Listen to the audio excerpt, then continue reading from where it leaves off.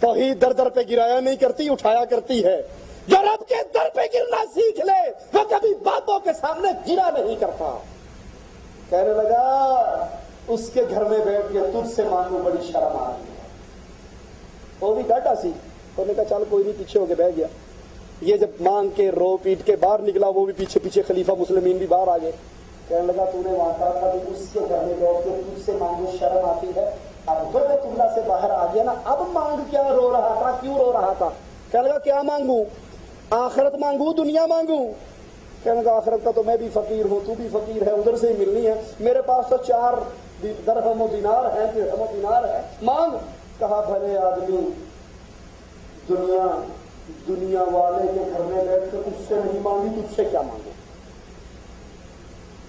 دنیا والے کے گھر میں بیٹھ کر اس اللہ سے جو ساری دنیا کا مالک ہے اس سے رو کر نہیں مانگی، تجھ سے کیا مانگوں؟ میں تو وہاں بھی اگلے جان کے لیے رو رہا تھا۔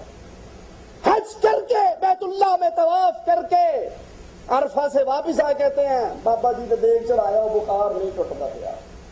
اگر یہ عقیدے ہیں، لوگوں میری باتوں سے ناراض نہ ہونا، ہو بھی جاؤ تو میں نے چندے اکٹھے نہیں کرنے، قربانی کی کھالیں نہیں مانگنی آپ سے۔ اگر یہ عقیدے ہیں، یہ سوچ ہے، دماغ کے کسی ایک ذرے کے اندر، ایک خلیے کے اندر بھی یہ بات ہے کہ فلاں بابا مصیبت ٹال دیتا ہے، فلاں شفا دے دیتا ہے، تو پھر سمجھ لو روزے رکھنا، نماز پڑھنا، حج کرنا، زکوٰۃ دینا، جہاد کرنا، لڑنا، مرنا، مارنا سب بیکار ہے۔ کیونکہ عقیدے میں شرک ہو تو اللہ کوئی عمل قبول نہیں کیا کرتا۔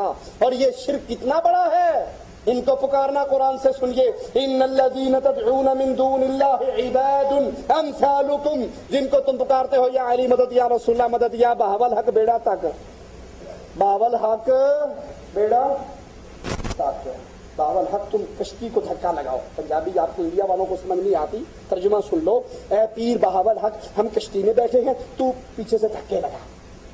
اور کہتے کہ ہم واپس بڑے گستاخ ہیں، پیروں کی گستاخی کرتے ہیں۔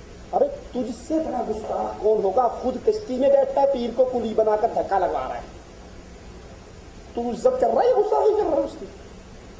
مالک کہتا ہے ان الذین تدعون من دون اللہ، تم اللہ عز و جل کے علاوہ جس کو پکارتے ہو یہ کون ہے؟ ان کے اختیار میں کیا ہے؟ عباد امثالکم، تم جیسے بندے ہیں، ان کے اختیار میں کچھ نہیں۔ اس لیے لوگوں عقیدہ توحید کو سمجھو، عقیدہ توحید کو خالص کرو، اللہ سے تعلق جوڑو۔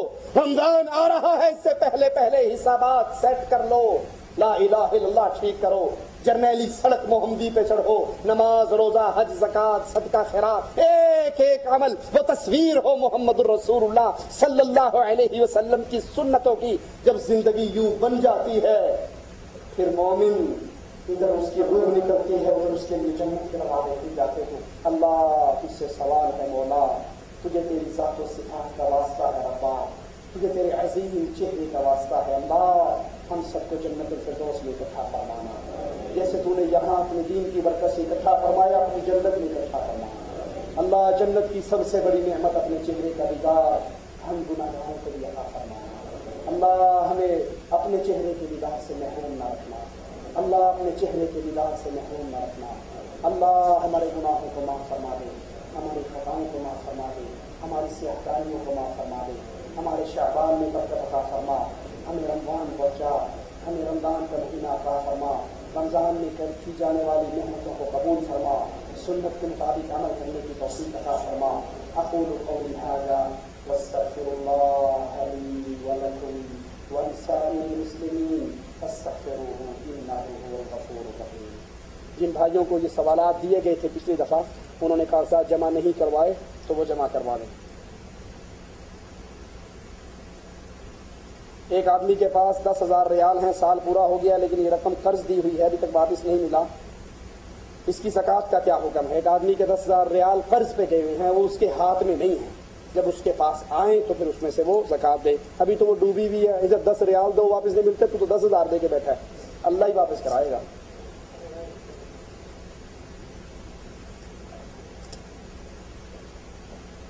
गुजारिश है, हमारे एक दोस्त ने अपनी जोजा को तलाक लिख कर दे दी। तलाक लिखते वक्त गवाह मौजूद थे, जिस कागज पर तलाक लिखी जिस पर गवाहों की दस्तखत मौजूद है। अब वो परेशान है और रुजू करना चाहता है, क्या तलाक होगी या नहीं, रुजू की गुंजाइश है या नहीं। सवाल अधूरा है, क्या उसने पहली मरतबा तलाक दी, दूसरी मरतबा दी, तीसरी मरतबा दी, कौन सी बात तलाक दी? पहला सवाल, अगर उसने 3 दफा तलाक तलाक तलाक, ठीक है, बैठ चाहिए। उसने 3 दफा बरस मारा है, तलाक तलाक तलाक। अब जब ठंडा हुआ तो कहा उसका हज्जी उसका तो हक महर ही 1.5 लाख रुपया था, मैं तो मारा गया। अब सवाल यह है कि वो आदमी जिसने 3 दफा तलाक दी है, उसका मजहब और अकीदा क्या है? अगर उसका दीन कुरान और मोहम्मद रसूलुल्लाह सल्लल्लाहु अलैहि वसल्लम का फरमान है, याद करना मेरी बात को, अगर वो कुरान और हदीस को हरफ आखिर समझता है तो उसके लिए वो 3 तलाकें हदीस रसूल के मुताबिक कितनी है? 1 है। और अगर वो कहता है कि नहीं जी कुरान पे बड़े ही लोग समझते हैं, साढ़े पल्ले नहीं पैंदा, ये कुरान ये हदीस, वो 40 रुकनी कमेटी थी, वो समझ के मर के कब्रों में दफन हो गई, अब इसको कोई नहीं समझ सकता। अब वो जो निचोड़ निकालना है ना कुरान और हदीस का, वही बता सकते हैं, तो उन्होंने इसका इलाज हलाला रखा है। और हलाला अपनी बीवी को 1 रात के लिए किसी और को देने का नाम है। ये हलाला नहीं, हरामा है, ये बेगैरती है, ये दाढ़ी रुमाल और चोगे के नीचे जिना और बदकारी हीरा मंदी है। रसूलुल्लाह सल्लल्लाहु अलैहि वसल्लम ने फरमाया, तुम्हें किराए का सांड ना बताऊं? कहा बताओ? कहा हलाला करने वाला किराए का सांड है। अल्लाह लानत करता है हलाला करने वाले पर भी और उस बेगैरत पर भी जो अपनी बीवी को गैर आदमी के नीचे छोड़ कर आता है। ये बीवी भैंस बकरी नहीं है, आज तेरे किले से कल किसी और के किले से। अच्छा, गलती किसने की? तलाक किसने दी? शोहर ने। गलती किसकी? बीवी तो रोटी पका इसने कर बैठी, आप हलाला कटा रहे होगा जो डाला।